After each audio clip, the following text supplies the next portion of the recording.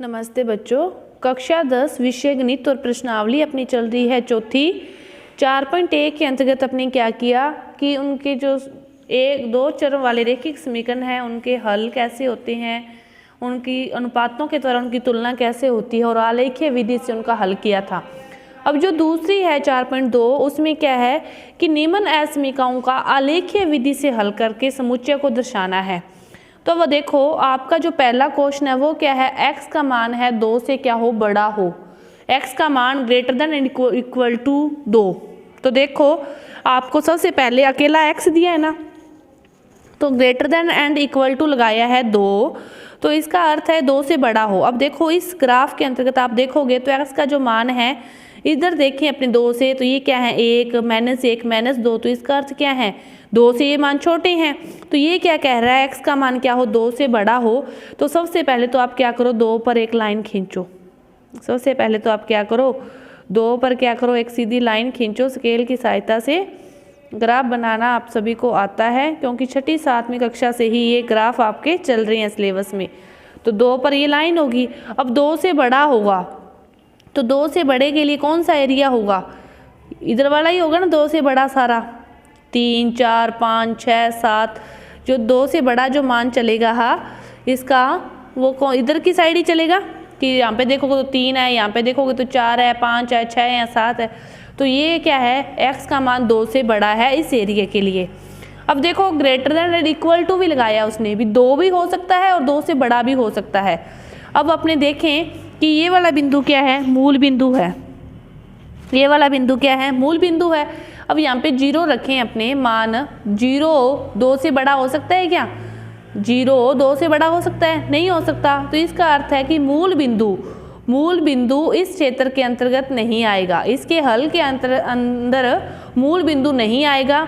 और जो इसका मान है वो क्या, इसका हल यही होगा। और जो इसका खुद का बिंदु है, जो इस समीकरण में अपने देखें तो 2 है ना, 2 से शुरू हो रहा है जैसे x का मान, तो 2 इस समीकरण को हल कर रहा है। क्यों कर रहा है, क्योंकि इसमें कौन सा निशान लगा है, इक्वल टू। इसका अर्थ क्या है कि जो x का मान है वो 2 भी हो सकता है और x का मान 2 से क्या है, बड़ा है। इसका अर्थ ये होता है, इक्वल टू लगा है, इसका अर्थ ये होता है कि x का मान 2 भी हो सकता है और x का मान 2 से बड़ा है। तो इसका हल क्या होगा, ये होगा। इसी तरह अगला जो क्वेश्चन है वो आपका है y less than and equal to 3 -3, y less than and equal to -3। तो आप क्या करोगे, यही ग्राफ जैसे दोबारा बनाओगे, यहाँ पे अलग से बनाना है उसके लिए, तो फिर आप बना लोगे x y z सारे मान लिख लोगे। तो y के मान माइनस में कहाँ होते हैं, ये वाले होते हैं, -1 -2 एंड -3। तो y का मान ये किस में है, माइनस में ना सारे मान। तो पहले तो आप 3 पर रेखा खींचोगे, पहले तो आप क्या करोगे, इसी 3 पर क्या करोगे, रेखा खींचोगे, सॉरी टेढ़ी होगी, तो आपको सीधी रेखा खींचनी है, 3 पर रेखा खींचोगे। तो ये क्या कह रहा है, y का मान है वो 3 से लेस देन है, लेस देन का अर्थ छोटा है, less than and equal to दोनों निशान लगे हैं, y less than and equal to -3, y का मान -3 से छोटा है। अब देखो ऊपर की तरफ जाओगे y का मान लेके, तो ये क्या है, -2 -1 1 2, ये y के मान क्या है, छोटे हो रहे हैं या बढ़ रहे हैं, ऊपर की तरफ तो बढ़ रहे हैं। लेकिन नीचे की तरफ चलोगे तो -4 -5 ऐसे होगा। तो नीचे की तरफ y के मान क्या होंगे, घट रहे होंगे, लेकिन ऊपर की तरफ y के मान क्या होंगे, बढ़ रहे होंगे। और मूल बिंदु कहाँ है, ये रहा। तो फिर इसके अकॉर्डिंग जो इसका हल क्षेत्र होगा, इसकी जो वैल्यू होगी वो कहाँ होगी, नीचे वाली होगी सारी, क्योंकि y के मान नीचे की ओर घट रहे हैं, ऊपर की तरफ बढ़ रहे हैं, लेकिन मूल बिंदु कहाँ है, ऊपर की ओर है। तो इसके हल क्षेत्र में मूल बिंदु क्या होगा, नहीं आएगा, लेकिन इक्वल टू का निशान लगा है, तो इसीलिए जो इसका खुद का बिंदु है -3 है वो इसके हल क्षेत्र के अंतर्गत आएगा, लेकिन मूल बिंदु इसके हल क्षेत्र में नहीं आएगा। तो इस प्रकार आपके 4 क्वेश्चन है। अगला जो क्वेश्चन है वो एक समीकरण है, पहले आप उसको क्या करोगे, हल करोगे। वो समीकरण दे रखी है आपके पास कि x - 2y लेस देन 0, कि आपको इस समीकरण को हल करना है कि x और जो y के -2y के मान हैं वो क्या है, लेस देन 0 हैं। तो उसी अकॉर्डिंग आपको फिर ग्राफ बनाना है। तो अब देखो पहले तो इसका जो मान है इस पर आप देख लो, x का मान रखो कि x आप लेस देन 0 के लिए तो इसको हल नहीं कर सकते। पहले तो आप क्या करो, इसको इसके लिए हल कर लो कि x का मान 1 होगा तो अब पहले इसको बराबर कर लो, जैसे x बराबर क्या हो जाएगा, फिर 2y हो जाएगा ना, माइनस, तो x का मान जब 1 होगा तो फिर y का मान कितना होगा 2। अब जब x का मान 0 होगा, x का मान 0 होगा तो y का मान भी क्या होगा 0, x का मान जब 0 तो y का मान भी 0। अब जब x का मान 2 होगा तो y का मान 1। इतने मान आपको बहुत है, इतने मानों के लिए आप क्या करो, ग्राफ बना लो। इतने मानों के लिए ही आप क्या करो, ग्राफ बना लो। यहाँ पे छोटा सा ग्राफ बनेगा आपका, ज़्यादा मान भी ले सकते हो, अपने थोड़े से लिए एक बार समझने के लिए। एक बार समझ आने के बाद आप कितने भी मानों के लिए ग्राफ बना सकते हो। इसने क्या कहा है, जब 0 0 तो 0 0 है, 1 2 1 2 -1 -2 -1 -2, ठीक है। अब देखो पहले क्या था, 0 0 के लिए 0 0 1 और 2, x का मान 1 है तो इसका मान कितना है 2, 0 0 पर 0 0।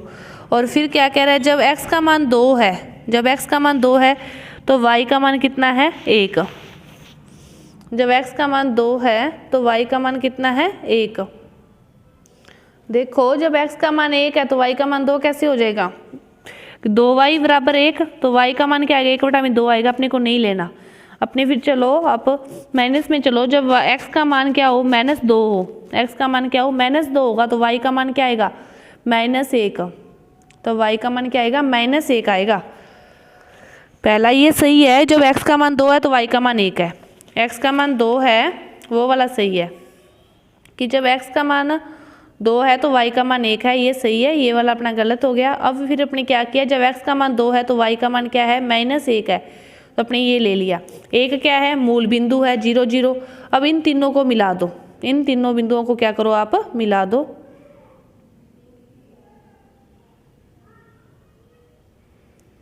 इन तीनों बिंदुओं को मिला दिया। ये वाला जो क्षेत्र है ये कौन सा क्षेत्र है, जब x - 2y, जब x - 2y बराबर 0 है, ये वाला क्षेत्र कौन सा है, जब x - 2y बराबर 0 है। लेकिन अपने को जो समीकरण क्वेश्चन में दी है वो क्या दिया है, x - 2y < 0, x - 2y का जो मान है वो क्या हो, <0 हो, मतलब 0 का जो इनका जो योग है वो क्या हो, घटता रहे।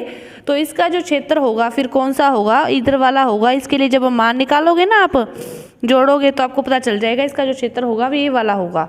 इसी तरह आप हल कर सकते हो। जो दूसरा क्वेश्चन है उसमें एक चीज ध्यान रखो, क्या दिया है आपको, ऐसे करके क्वेश्चन दे रखा है, ऐसे करके क्वेश्चन दे रखा है कि x का मान है ना वो 3 से क्या है छोटा है, x का जो मान है वो क्या है 3 से छोटा है।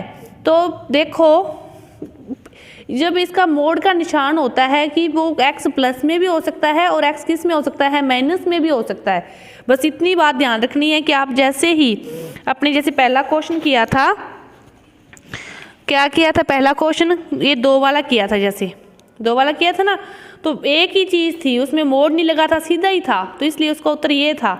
लेकिन जब मोड लगता है तो अब इसका उत्तर क्या करोगे आप, देखो इस क्वेश्चन को और देख लो, बाकी आपकी ये प्रश्नावली पूरी हुई। ये क्वेश्चन है, जैसे अपने को तो x ही चाहिए, अपने x के मान लिखते हैं 1 2 3, इधर भी x चाहिए -1 -2 -3। तो इसका अर्थ है जब x मोड़ लगा है, मोड़ लगा हो, उसका अर्थ है दोनों तरफ 3 है ना, तो दोनों तरफ 3 पर आप लाइनें खींचोगे, 2 है तो दोनों तरफ 2 पर आप लाइनें खींचोगे। मतलब कुछ भी है जब x मोड़ लगा हो जिसके ऊपर वो संख्या की दोनों साइड लाइनें खींचोगे, 3 3 2 2 1 1, यहाँ पे जो भी संख्या होगी उसके अकॉर्डिंग आप 2 लाइनें खींचोगे।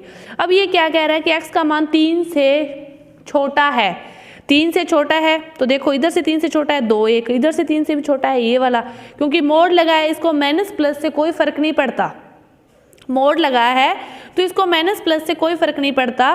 तो ये वाला भी इसका हल क्षेत्र है, ये वाला भी इसका हल क्षेत्र है, मतलब ये वाला पूरा क्या है इसका हल क्षेत्र है। इन सारे हल क्षेत्र में ही 3 का मान क्या होगा, छोटा होगा। इन पूरे हल क्षेत्र के लिए 3 का मान क्या होगा, छोटा होगा। बस आपको एक बात ध्यान रखनी है कि जब मोड़ लगा हो तो अब आपको 2 लाइनें खींचनी है, नहीं तो आपको 1 लाइन खींचनी है। तो आपकी ये प्रश्नावली 4.2 पूरी हुई। धन्यवाद।